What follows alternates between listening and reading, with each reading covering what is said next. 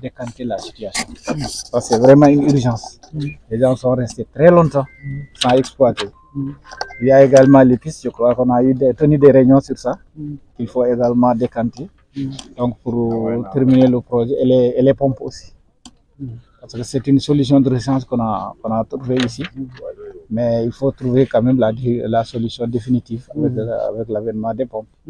Donc les gens veulent exploiter. Ils ont fait réellement des efforts pour donc, une mise en eau et une exploitation. Il reste quand même à compléter là aussi. En tout cas, je vous souhaite la bienvenue. Merci, monsieur. Et tout en remerciant également nos collaborateurs, nos partenaires qui sont là avec nous, la délégation de Nyanga, avec laquelle on travaille sur beaucoup de projets agricoles, hydrauliques, élevage et même la gouvernance foncière et la gouvernance économique. Donc, je tiens vraiment à les remercier devant vous pour dire que vous avez mis dans nos mains des gens vraiment qui sont des acteurs réels du développement et qui sont des réels collaborateurs de la commune de Guédé Village. Merci beaucoup. Merci beaucoup. Là, oui. Que monsieur le maire, que nous remercions au passage pour l'appui constant et véritablement dans toutes les dimensions. Vous magnifier aussi et vous dire la parfaite intelligence qui existe avec les acteurs territoriaux, avec les projets, avec le dispositif d'appui conseil de la délégation, mais également avec les bénéficiaires. Donc, sans plus tarder, je vais donner la parole peut-être au chef de secteur pour nous présenter de manière technique un peu le périmètre. Voilà, et au besoin, le coordinateur pourra intervenir. Monsieur le DG, vous souhaite la bienvenue au niveau du secteur. Et en passant aussi, saluer la présence de monsieur le maire. Vraiment, il y a de très bonnes relations entre la collectivité locale, les collectivités locales et la SAED. Vraiment, on travaille en commun. Il y a un dialogue éternel parce que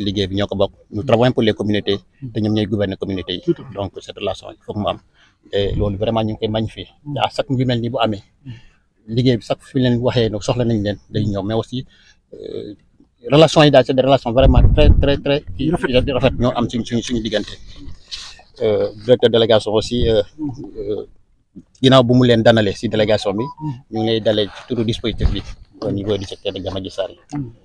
yow ak délégation bi la composé yëpp bi la ànd bi nga àndal yëpp magnifier aussi cette visite de suivi mu nekk lu am solo ci liggéey le suivi l'évaluation def ci am solo tey ci secteur de Gamadji Sary campagne bi ça y est l'installation mi ngi en cours ci jour 4 avril la dernière situation hebdomadaire nous sommes été à 2678 hectares de travail du sol façonné lolo si ñu ko comparé aux années présentes année présente on est déjà à 1040 hectares de plus que l'année passée. 1040 hectares de plus. Campagne bi aussi dem na pour battre tous les records de mise en valeur au niveau du secteur de Gamadji Sary. Cette campagne dem na pour battre ko. Et si le semis aussi on est à 700 hectares de plus par rapport à la campagne passée. Campagne bi aussi soo gisee aussi yooyu am dafa am benn liggéey bu am acteurs yi aussi am li taxaw loolu moo ko may. Ce travail-là, c'est le résultat de beaucoup de choses. C'est l'engagement d'abord de nos partenaires producteurs. Nous savons que nous devons rapporter. Ça dafa war a ñëw pour jàppale leen. Cet engagement-là am na fi. Depuis que nous avons lancé la campagne avec la présence du préfet au niveau du département de Podor, tous les acteurs sont engagés. Donc, au niveau du secteur, des réunions ont été faites union par union. Pour planifier les activités, pour faire les objectifs, mais planifier quoi, avec un plan bien défini. Acteur bu nekk lan la ñuy xaar ci yow, muy SAED, muy béykat, muy lépp. Et ces plans d'action, c'est du suivi régulier tous les 15 jours maximum dañuy toog di évaluer fa lañ toll. Donc lay lu fi nekk tey SAED def na ci, mais béykat bi aussi def na ci une très grande contribution. Monsieur le maire wax na ko sànq c'est des demandes nga xam ne pareeguñu bu baax am na lu ci desoon mais malgré ces contraintes là et peut-être sont engagés parce que am nañu ne devoir la ci ñoom ñu béy ko askan bi dund ils sont engagés à mettre en valeur loolu tey moo ñu may résultat yi ba tey mën nañu am njorto ne on va dépasser largement li ñu fi defoon at yi passé en termes de viticulture. loolu aussi engagement boobu aussi au delà de ça analyse contrat yi dañ leen toog analyser leen bu leen analyser aussi dañ ko seddoo lan di SAED mën a def ñu wax carrément lii la SAED mën a def ñoom tamit lan la ñu mën a def ñoom ñu wax ko wax dëgg yàlla ñoom lépp lu ñu waxoon war nañ ko def nañ ko ñun tamit lépp lu ñu waxoon def nañ ko grâce à votre appui ak nos dirigeants def nañ ko te ba tey ñu ngi ci continuer. beneen mi ci topp mooy expertise locale bi ñu jàpp la parce que aussi xam nañu ne mbéy mi béykat bi la SAED mais au delà de ça il y a des parties prenantes yoo xam ne dañ ci am solo mooy les communes yi dañ ci def mais aussi prestataires yi fii ñu wax nii Sile Xawli bokk na ci li ñu jëkk a décanté fii avec ces tracteurs Sile Xawli suñu jëlee aussi le couplage jeune entrepreneur qui a Diatar tey parce que machine yi fi nekk yëpp moo ko couplé il a imaginé yoo xam ne masuñu xalaat nit ku dëkk fii xam na ko tey jii nii mu ngi dem Mauritanie di intervenir expertise bi ñu ko gis fii am yeneen rive la ñu ngi koy dem jëli bu dem pour di solutionner seen problème donc fii ba Ndiayène Pendaw ba Lobudou c'est lui qui a réglé les problèmes tey nga xool nag mu ñëw fi mais dafa am engagement bu mu leen promettoon dina fa dem pour régler leen problème bi dafa war a jàll loolu bi pour que c'est des ressources locales yoo xam ne on doit les valoriser beneen bi aussi mooy l'encadrement qui a été fait ici c'est l'encadrement rapproché par rapport aux objectifs vraiment mën naa la seede ne le dispositif vraiment fait encadrement rapproché. Il y a combien de conseillers agricoles? Nous avons 5 conseillers agricoles sur 6 zones au niveau du secteur loolu moo fi am mais aussi contrainte amoon nañu bu ñu toogee ak baykat yi mais contrainte yu yéegal nañ ko mais am na réponse parce que tamit lu bon mu yéegal contrainte mu bañ a am réponse des réponses ont été apportées donc loolu moo tax yu bëri ñu levé ko réponse yooyu aussi donc ñu ngi ci sant vraiment la direction générale direction générale yow la ñuy sant ndax yaay manager général bi mais aussi sant aussi la délégation sant aussi le projet prétif projet AIDEP parce que ñëpp contribuer c'est-à-dire que tey SAED amul sax ne bii projet ñëpp dañuy boole seen doole pour l'atteinte des objectifs. Très bien léegi Modou. la banque bi joxe accordé da koy financer au niveau du secteur pour sama secteur. Tout le reste c'est autofinancé. Si KPDCVR le projet KOICA financé 163 hectares. PDCVR. Oui. Et PAMECAS aussi ñu ngi yaakaar mu financé 99 hectares avec Ndioum SP1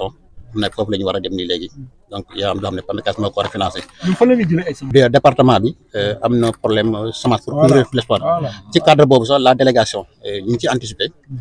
tey si nii rek au niveau du secteur am nañ 13 hectares de production de semence bu ñu test ci union yi pour ñu am suñu indépendance suñu autonomie financière donc programme boobu la délégation a pris en charge avec DAPER tey toutes les unions si nekk jox nañ la au moins nga def 1 hectare am nañu dem ba 3 hectares pour lagay si dina boobu pour ñu am suñu autonomie financière. Et l'engrais est disponible? L'engrais bon est disponible urée bi nag xaw na manqué. Voilà les vraies questions. urée bi xaw na manqué pour le moment parce que am na point sud yoo xam ne yu mag comme Tare ji point bu sud bu mag la ba tey amul engrais Ndioum point du sud bu mag la ba tey amul urée. DAP bi nag. DAP bi am na mais matugul mais am na lu fi nekk. waaye mais urée bi moom am na point y a un problème d'engrais. Il y a un problème d'engrais. Donc ci loolu daal donc programme semence bi y a déjà 13 hectares qui sont installés yaakaar ne sax mu ngi dem ba 15 hectares programme semence bi mais aussi man li ma wax yem ci ceeb bi parce que développement wax nañ ko sànq développement économique la ñuy def dafa am culture boo xam ne dafa doon contribuer économiquement sur le sort des communautés muy la tomate mu nekk culture boo xam ne aussi c'est une culture qui est en marché en agriculture lu ñu war le premier facteur c'est le marché su ñu amee culture bu am marché tey je pense qu'on doit développer à ce culture mu dem kam parce que mbéy bu amul marché tâtonnement la tey tomate am na marché donc ni ñu mën a liggéey ba culture boobu mu amaat dina feeñ ci économie béykat yi te la tomate a toujours soutenu les autres cultures donc bu ñu ci mënee liggéey nañ fexe ba tomate bi jëlu ko surtout zone bi ñu nekk fii c'est des zones qui peuvent produire accessible mën nañ ci liggéey peut-être d'ici les campagnes prochaines. soble bi nag. soble bi aussi def nañ ci 1000 hectares mais le problème fondamental du soble de l'oignon c'est le marché tey prix yi sont une tendance chute la ñu nekk nii mu ngi fi ñor nañu mais amuñu ko koy jënd. sac bi bon ça tourne autour de 7000 25 kilos bi mi ngi jël 3500 démb ba gerte sànci 25 kilos bi donc ça tourne autour de 7000 francs te gis baana yi gisaguñu leen sax instant yi amul feeñuñ carrément ci ñëw ni ñu doon xëccoo soble bi amul donc boo nee na aussi c'est une culture la bu ñu am potentiel def ko mais aussi une culture bu aussi am ne marché bi c'est pas encore sécurisé te li ma doon wax sànq ndey le premier facteur à régler c'est le marché tant que réglé woo ko rek da ngay tàttane loolu aussi am na beneen culture buy émerger donc ñu bàyyi ci xel muy le blé mu nekk culture bi xam ne aussi mën nañ ko stocker donc soo tey ren pour le secteur de Gamadji on a fait blé 14 hectares 87 pour 15 hectares mais tey discussion yi commencé ñu ko def pare nañu pour yokk seen superficie pare nañu pour convaincre parce que tey boulangerie zone déjà ñëw ne fi am na ñoo xam dañu ko béyal ren ba même sama semence donc ñu ngi tendance peut-être semence boobu mu élargir ko te ñëpp ñi ko béyoon aussi ñu ne yàq nañu xam lii te culture boo xam ne aussi mën nañ ko stocké amul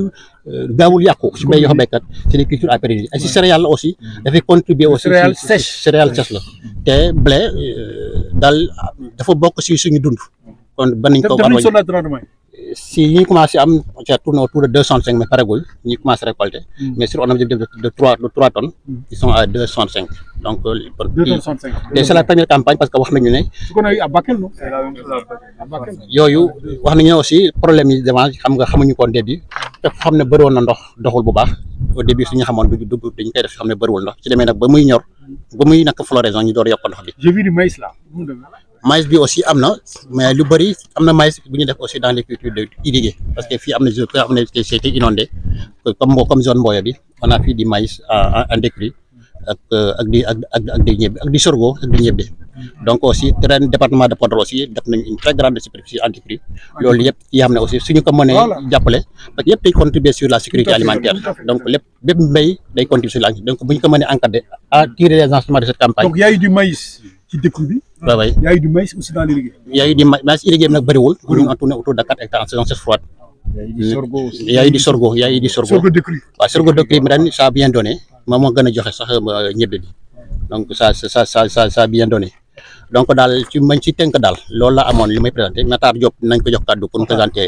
la zone ak site bi ñu nekk nii mais aussi le coordinateur du projet nañ ko jox kàddu de thème wax la ne moom c'est un garçon hein. Ah bon? C'est un langage ivoirien. di dalal fii ci zone bi donc di dalal directeur délégation directeur DEDAC Abou Sall ak conseil technique ak équipe bi nga àndal yëpp. Donc damay def la dame là qui est aussi là. le directeur de la dame. Ça cache là. Très simple. damay présenter à la cadre générale zone bi après ma ñëw ci campagne bi parce que dafa am ay éléments peut-être macro yoo nga xam ne en termes d'analyse et de prise de décision dina permettre nit ñi xam zone bi les potentialités ak forces yi ak faiblesses yi. Donc su ma ñëwee ci zone Donay Podor am na en potentiel 2900 hectares donc ci 2900 hectares yooyu 1650 yi ay PIV lañ. 1244 yi ay périmètres yu ñu tuddee privé yoo xam ni am na yu mag ay famille ak yoo xam ne ay périmètres individuels la ci loolu nag nuñ ko mën a comprendre zone Donay Podor bokk na ci 2e wala 3e zone yi gën a mag ci délégation Podor mais nag amul benn aménagement ak grand aménagement que des PIV et des PIP loolu nag mën nañ ci jàngat lu bëri en terme de contraintes yi nga xam ne war na ci génn en terme de défi organisationnel mais aussi un atout parce que boo xoolee plusieurs intellectuels yi ngay liggéeyal buñ ko aggloméré mën na joxe des résultats te loolu dinañ ci ñëw ci biir campagne bi bu ñu demee ci limites yi zone bi moom presque moom mu nekk benn zone bi nga xam ne tey ci Donay ci délégation Podor moom moo am lépp ay limites géographiques mooy limité par les 3 cours d'eau ci loolu dinañ ci dugg en terme de potentiel hydrique mën nañ jàpp ni ñetti fleuve ñoo fi nekk muy le fleuve Sénégal di irriguer 69 périmètres environ 1096 hectares ci parcours avec ses courbures mi ngi daw ci biir zone bi 40 kilomètres bu ñu jëlee le fleuve Doué 83 périmètres lay irriguer 1666 hectares moom tamit daw ci biir kii bi 52 kilomètres à vol d'oiseau zone bi mi ngi am benn longueur 26 kilomètres mais avec les courbures des fleuves ça change par-ci et d'autres fleuve Gayo nag moom moo nekk ni suñ ginnaaw périmètre bii ci la irrigué moom 5 kilomètres rek la daw ci biir zone bi 6 périmètres pour 156 hectares ci loolu aussi am nañ comme potentialité périmètre aménagement boo fi aménagé am nga sens de sore ndox bi mais nag am ay contraintes yu mu la mën indi en hivernage mooy nekk benn zone inondable boo nga xam ni loolu mooy benn défi bi nga xam ne war nañ ko relever en terme peut-être d'aménagement et d'intervention. bu ñu ñëwee ci organisation yi zone bi 3 périmètres ñoom ñoo 3 union ñoo fi nekk union Akuné Madji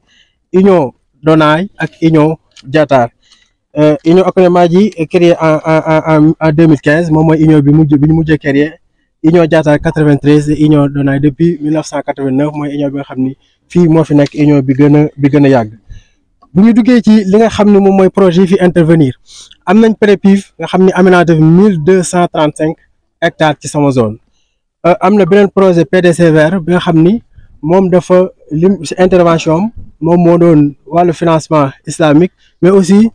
construire benn magasin boo xam ne pare na mi ngi Diatar magasin d'une capacité de 200 tonnes boobu ba léegi pare na mais réceptionné guñ ko projet bi mi ngi en cours. en RD aussi am nañ fi 5 hectares moom la chef secteur doon wax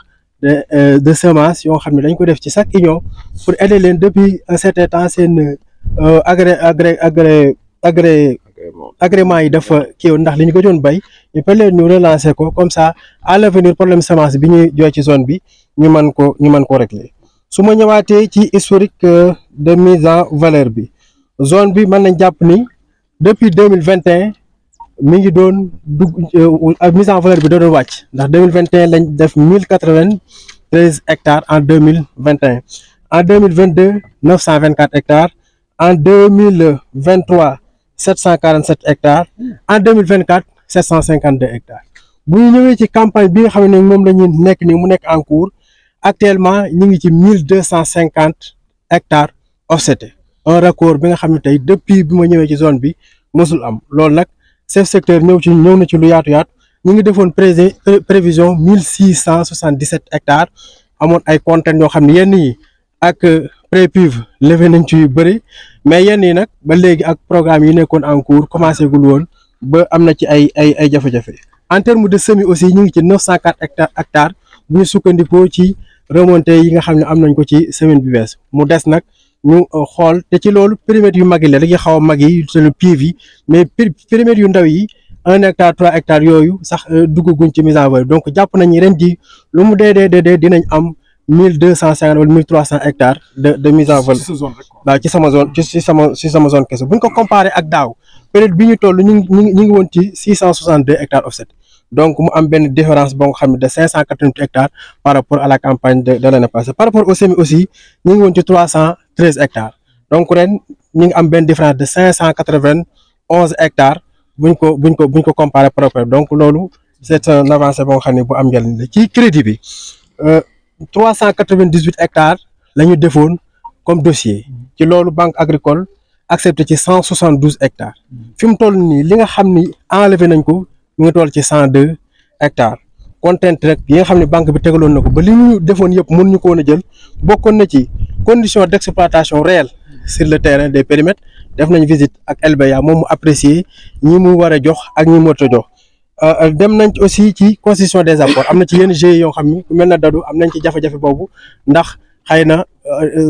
fekk leen ci condition yoo xam ne mën nañ ko si apport moo tax ba mujj ñu enlever seen bor bi ci des mooy remboursement GIE koykaay yi nga xam ni tegaloon nañ ko IT Donay yëpp nga xam ne dañu kat comme que dañoo amoon foofu bor ci yeneen GIE bokk ci beneen zone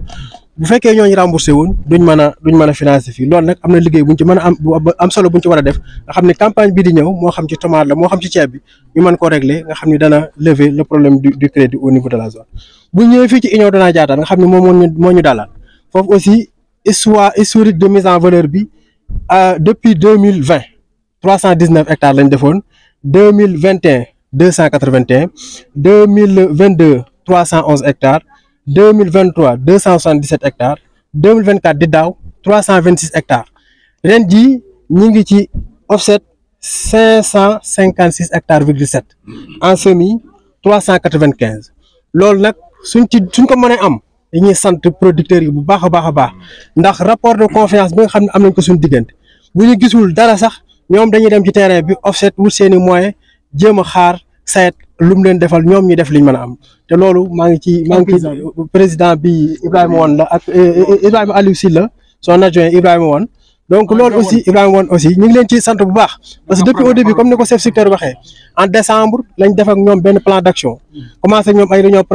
préparation de campagne di ko suivre tous les 15 jours mais à chaque instant ñoom bu ñu ne le 15 war ngeen offseté wala le 17 offset balaa ñu egg ci date boobu fekk na ñoom ñu commencé offset ba jiituñu xam ne sax dañu penoon ñu naan coordinateur ñi ko offset nañ war nga leen defal li war nga leen defal li kon nag ñoom ñu ngi leen di sant bu baax a baax ci engagement boobu ak rapport de confiance ak wóolute bi nga xam ne am nañ ko ci ñun donc foofu duñu fa yàgg semis ñi ngi continuer am na ay content wax nañ ko muy engrais bi semence bi aussi xawoon na jafe tuuti au début mais loolu lu ñuy régler la pour comme que mise en valeur bi redémarrer na def ay programme de semence ba permettre loolu ñu lever ko bu ñu ñëwee fii ci site bi nga xam ne moom moo abrité kii bi muy doon ay IT4 mu nekk périmètre boo xam ne ñu ngi ko aménagé en 1989 muy exploité ba 2021 bi nga xam ne ci lañ commencé woon aménagement pré-PV mu toog 3 campagnes yoo xam ne demul campagne daaw mu démarré waat ak 50 hectares périmètre bi 50 hectares la ñoom ñoo njëkk a démarré may ñu fit ndax bi ñuy wax ndax mën naa nekk tool yi pare na wala parewul ñoom dañoo jël seen machine teg offseté commencé dugal ndox yeneen GIE yëpp ak yeneen union yi xool ci ñoom am fit mën a commencé campagne kon président bi Siré Boubacar Ba ñu ngi koy sant bu baax ci engagement bi mu xam ne am na ko par rapport ak rendement yi aussi daaw IT4 moom moo am rendement bi gën a élevé ci zone bi avec 9 virgule et quelques tonnes béy di ba moom moo ko amoon biñ koy pesé dafa ne woon sax dama doon wax sax naan lii est-ce que mën naa nekk wala mënta nekk donc loolu aussi dañ koy sant bu baax a baax ci xam ne jàmbaarte gi nga xam ne am nañ ko ci kii fii ñu toll nag ren ñu ngi def 46 hectares lañ def ndax mboq bee nga xam ne dafa duggoon ndox moo tax ñu wàññi 4 hectares yi def ko mais ça 46 hectares lañ dem Henri ñu ngi commencé depuis le 16 février donc état phénologique yi xaw na wuute tuuti ñii ngi ji ñii ngi répliqué mais nag campagne bi mi ngi déroulé normalement te jàpp nañ ni balaa fin avril bi presque dinañ fexe ba zone bi ñu semer lépp mu bañ ñu projeté wu ci hivernage mu bañ am ay retard donc contraintes yi chef secteur ñëw nañ ci yaakaar naa ne loolu moo nekkoon d'une manière générale situation zone bi ñu ngi leen sant di leen gërëm di remercier waat bu baax ñi nga xam ne ñoom ñoo fi teew jërë ngeen jëf. Je remercie le DG devant vous parce que s'il y a résultat, c'est grâce à lui. Il nous a vraiment facilité la tâche parce que Kouloor Demal, tu as tout mon soutien. Je pense que nous l'armée. Et les moyens aussi, c'est lui. Ça, il faut le dire. On n'a que l'effort physique. Mais tout ce que vous voyez sur le terrain, c'est grâce à lui. Donc, DG, merci beaucoup de cette confiance. Bon, je vais un peu taquiner les collègues. Je pense que le record dont on parle, c'est Prépive. Et ça, il faut le dire. Donc, l'année dernière, on était à 388, 400. Cette année, on est à 1000 et quelques déjà offsetés sur des ambitions de 1550. Et on pousse. Bon, on va aller au moins à 1400, 1350, quelque chose comme ça, Inch'Allah. 1500. Oui, on verra. Voilà, c'est ça. C'est pour dire que donc il y a eu la main de tout le monde. Tout le monde, sans exception. Il y a une parfaite collaboration entre moi et mes collaborateurs. Toute la délégation. Bravo. AIDEP, DIH, directeur ici, le directeur de la délégation, les producteurs. Tout le monde, je ne veux pas citer quoi. Tout le monde, parce que nous sommes des moteurs, nous sommes des pompes, nous couplés, installés, essayés. Donc, je pense qu'il y a une parfaite organisation, une parfaite collaboration entre nous et les producteurs. Et voilà les petits résultats que nous avons. On remercie tout le monde, surtout le dispositif de terrain. Maintenant, le reste, c'est, nous rassurons. Je parle peut-être au nom du DG qui est là présent. Je vais peut-être l'emprunter la parole pour dire que nous rassurons tous les bénéficiaires du projet. Inch'Allah, on y arrivera. Les équipements seront installés, les équipements pompage seront installés. On va finaliser le terrassement. Ça, c'est sûr. Maintenant, il y a le développement. Là, il n'y a même pas de débat sur ça, Inch'Allah. On y croit, on y travaille jour et nuit. Faut assurer le maire. Ah non. Et d'ailleurs, pour les pistes, non, là-bas, c'est Diamaté qui va aller là-bas. Déjà, j'ai signé l'avenant le directeur l'a signé hier. Demain, vous trouverez ça sur votre table pour approbation. Diamatec va travailler 30% de masse de ECI du côté de Kopé, Alwar, Ngan. Ce sont des périmètres qu'on n'a pas touchés. Et on pense que d'ici juillet, août, on mettra tous ces périmètres à la disposition des bénéficiaires. Ça, c'est sûr. Il n'y a même pas de débat sur ça. Le marché des équipements, c'était très compliqué, c'est de mots de tête. Mais aujourd'hui, on est en train de négocier avec SAE. Et on est aussi très bien avancé avec la DCMP. Et hier, j'ai eu une conversation très fructueuse avec la BOAD qui sont à Dakar actuellement. On doit les rencontrer le vendredi pour vraiment avoir leur accord de principe pour que SAE puisse anticiper. Ça aussi, donc, prions rek. Yalla ci yalla def ndam pour tout le monde. Et je pense que l'épice aussi, vraiment, c'est repris. Vous pouvez aller voir à Dado, bon, les gens peuvent témoigner. On a commencé l'épice, c'est repris, donc on est dedans. Avec Africa Bloom. Avec Africa Bloom. Donc, je pense que c'est ça, on rassure tout le monde, hein, on est dans ça. Si nous demain aussi, si nous on dira que non, on va dire au DG, bon, désolé, on peut plus l'allumer, on croit que ça va aller, Inch'Allah. Maintenant, on se prépare aussi prochainement pour la campagne hivernage. Ça, je l'ai dit avec mes collaborateurs, Nena Abras. Il faut que dès à présent, qu'on ait la liste, qu'on travaille sur les moyens, qu'on puisse quand même aussi anticiper très rapidement. Parce que zone B, c'est une zone inondable. Je pense que c'est ça. Et je remercie tout le monde, DG. Merci. Vraiment, les producteurs aussi, ils ont été très bien. Donc voilà, on ne peut pas faire dire ou dire mieux. Merci beaucoup. jinnom non ko nantno wolof seeɗa jinmi ko haalde wawa ɗum haalde wolof fof illa ɗum wolof on lemmi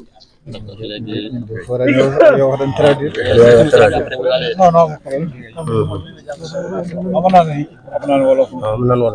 ala ko jinmi ko haalde wawa ɗum haalde wolof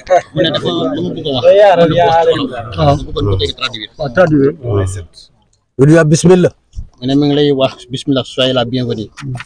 mbeɗa yetta Allah en elaɗo Allah santana yalla ak yonentam oɗo to gandimde ɗum o daña duuɓi nogas wari suma ko xamé DG bi amul 20 ans wari ɗo Donay ñëw na fi Donay ɗum waɗi mi yettude Allah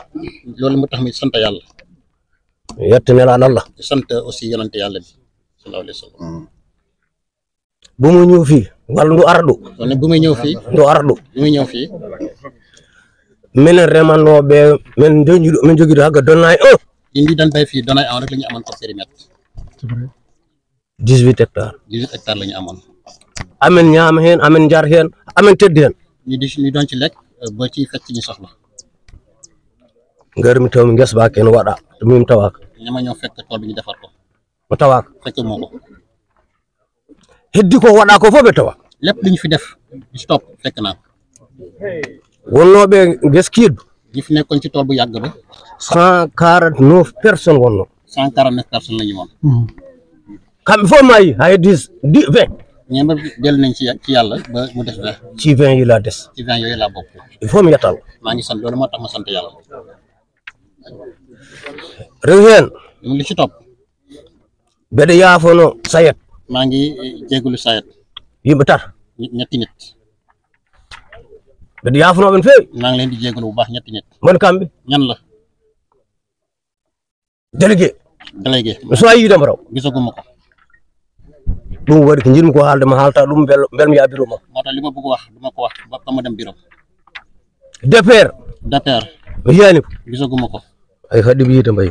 yow tax ma gis koy lebbi ɗiɗi joni mbeɗen leli ñaari weer ngi ni sama am dama ànd tànk hande haski oto mbeɗen jooye oto mbaɗe balankar mum ara ɗum tabbo tey fekkoon ne tey même peut-être may teg ci pousse-pousse dina ñëw teeru DG omo jarri ndax jar na ko mbeɗa yaafno coordinateur maa ngi jégalu coordinateur so a yiidema raw mandaɓe omo dañi ɓe ko mandama ko gisaguma ko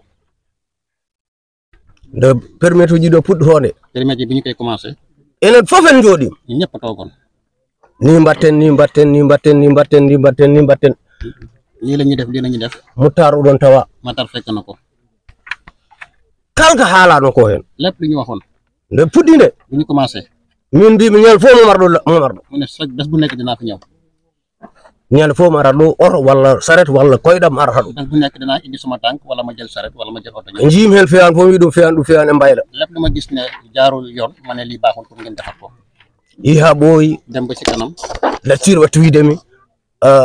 haalno sayat wona ɗum nangam dem nangam ba ci entreprise bi dina du noonu soo bëggee dara da nga koy wax SAED kala ko boni hen ɗon boni ne liggéey bi fu mu yàqoo foofu la commencé yàqoo donnayi ne donaay ene yetto organisme uji tati mi ngi sant ñetti organisation kala ne jiiɗa eɓe jeehi banggue goɗɗo ne fépp ñu dem ne def nañu feneen ala e sago mabɓe du ñu tey du seen sago SAED ñu ne SAED CNCA muy banque agricole SOCAS ak SOCAS ɗeɗo tata ñetti ñooñu kala ɗumen jeehi banggue goɗɗo min daña sago waaye bu ñu demee feneen nag fekk gisuñu leen moo tax amin jogui ceerno goto yallah yurmomo yaafoɓo am nañu benn sëriñ yàlla na ko yàlla yore o wi wax na ne kal daño jaam daña jaam fi am jam nga am jam yallah yo dañ jaam kooku na am jam ndax ɗum waɗi min duuto tan SAED o dañ jaam loolu moo tax mu bëgg SAED am jam min meeɗa wadde SAED mu ne mosuma wax SAED ari hunde cali meeɗa wadde SAED mosuma indil dara ma bañ ko meeɗa wadde kayit ari chef agricole am signini amul benn sama conseil agricole signé ko gonmi ƴewta kayit o so ñinam signina may xool ndax baax na wala baaxul dama ñor ma signé meeɗa wadde mosul am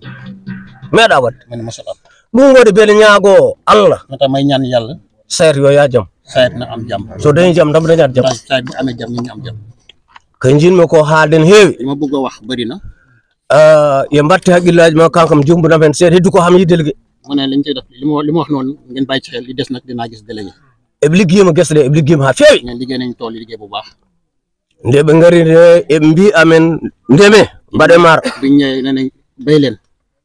min mbimi mbatta feewani ñu ne bu baaxul mbiɓe yi hen guese keƴata ndiyam mu ne amen tool yi xam ne du am ndox mooma gis ɓe mbi wona gonga ñu ne du dëgg coordinateur o wi wona gonga coordinateur ñun du dëgg mbiɓe ko piimi ko firtatako e aduna mu ne lu ma la wax du deñ walla de garaka pewde affaire wonde wala nga ñëw defar ko yihide ha guese ɗe pewda ha oynen ngari mbimo mbaɗo guese ɓara ndiyam bu ñu demee bu ñu paree ñu ne ko tool bi du am ndox bii du am ndox o wi waxna degg o wima wakta deggate mbi meeɗa halfenade mu ne mosuma wax lu dul dëgg guesa ba nen ɗon ha joni en jeeri heɓra ndiyam tool baa ngi fa jébal tey mu du am ndox mo holli ɗum Mokhtar mu ne won naa ko Matar chef de zone bi heddi ko li ci des nag SAED wot haqqille mum e CNCA SAED na bàyyi xelam ci banque agricole minen min cikkata dañuy yaakaar ne SAED hande so wi jomoy yo arɗo arata min ɗum ɓe cikkata SAED te yaakaar na même bu waxee jomaay na ñëw fii jomaay day ñëw ɗum ɓe cikkata de loolu laa yaakaar ɗum noon yo haale CNCA kon na wax banque agricole ko waɗi ko donnayi weelani donnayi li mu def donaay neexu ko koye ka to rewe ñamade mu ne koy kaa fële am bor fële ɓe mbiya jagga piiwuji donnayi jàpp périmètre donaay yi nga ne doo leen jox bopp joni IT carte IT dow hay hunde wona hakkude mu ne IT 4 IT 2 amul lu ñu bokk ak koy kaa IT dow so yoɓani ñamade yo jogga IT 3 IT 2 bu jamul kala mbo yoɓani ñamade yo jogga ɗum ku fay bor nanga ko jàpp nga bàyyi keneen kono mbo yoɓani joɓɗo ñamade mu ne ku fay bor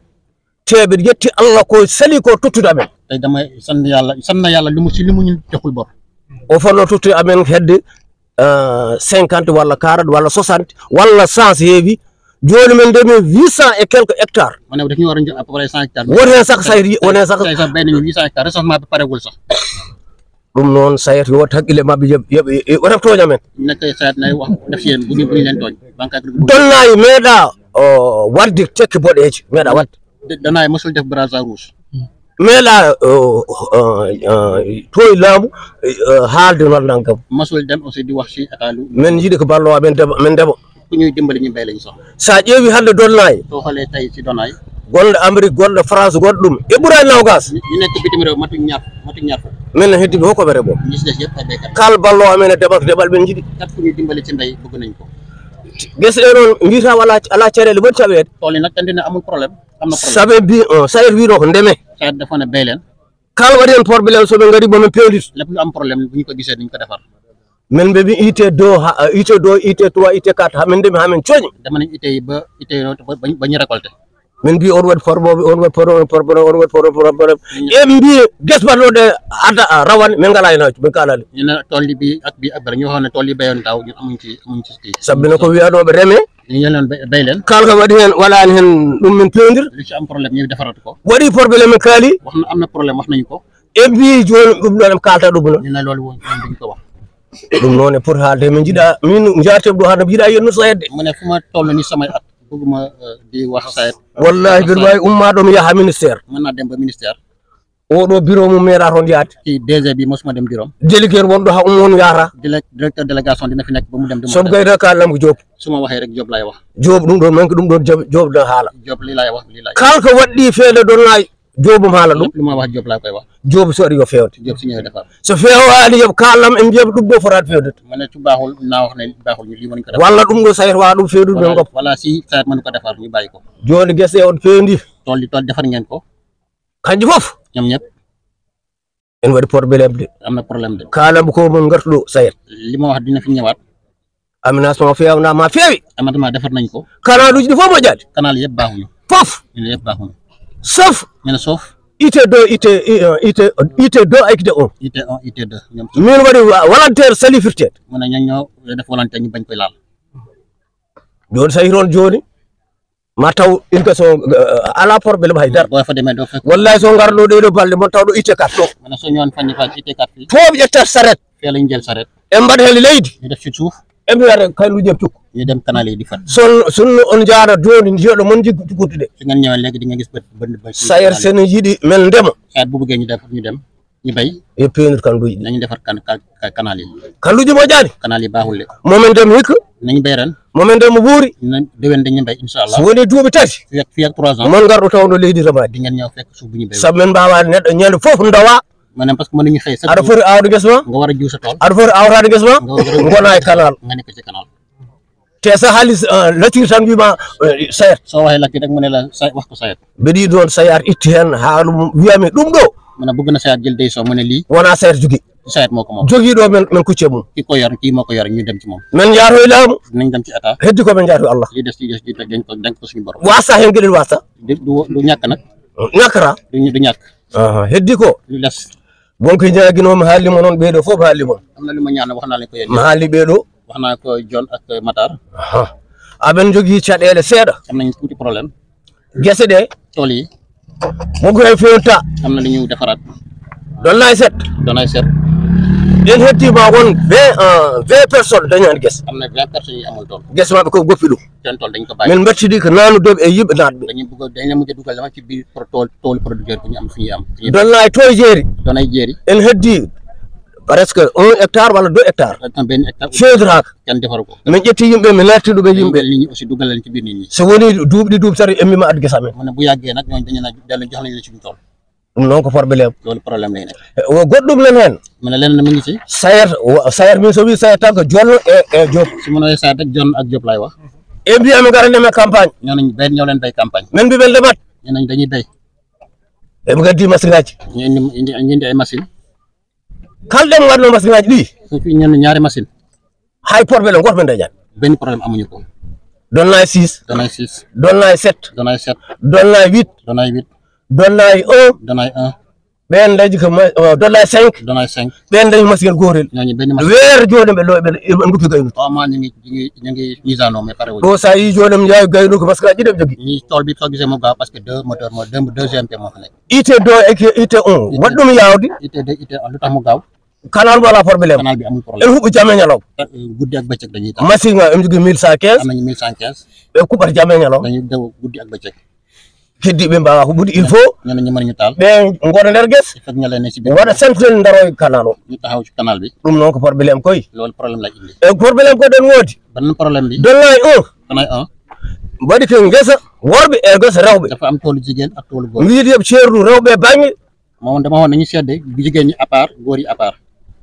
joni rewɓe e worɓe lendi ɗum léegi nag instant yi góor yi ak allah ne seedi barka dembo walla barka dembo anda ko heccego walla heccego président rewɓe président worɓoɓe eɓe ƴetti ficheɓe eɓe kam mais nag débarqué démb président góor yi ak président jigéen ñi xaw nañu min mbawi wadde fof yo ceernam li ɗum ñu mën def nañu leen rewɓe worɓe noon kabde nder guese góor yi ak jigéen ñi bu ñu xeex ci tool yi sa fi toon debbam tan so waɗi tay toon soo tooree sama soxna su ma ñëwee damay fay ɗum noon ceerno ndamen guila law ñu fay ñu atal ñu lu mu gën a gaaw eyyi haala ka en